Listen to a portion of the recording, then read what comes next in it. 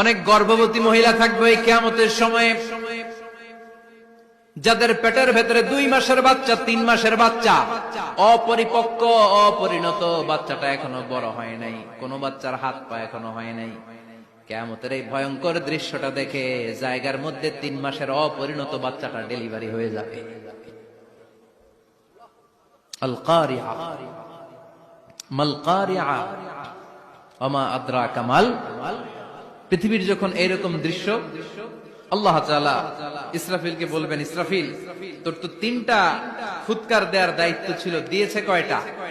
চিল্লায় বলেন কয়টা? এবার আল্লাহ বলবেন এবার দ্বিতীয় ফুৎকার দে। কয় নাম্বার ফু দিবে? ওই ফু দেওয়ার সাথে সাথে ইসরাফিল প্রথম ফুৎকার দিয়ে জায়গা মতো এরকমই দাঁড়ায় থাকবে, আবার যখন গ্রিন সিগন্যাল পাবে মুহূর্তের মধ্যে আরেকটা ফু দিয়ে দিবে। ফু দেওয়ার সাথে সাথে পৃথিবীর সব মানুষগুলো মরে শেষ।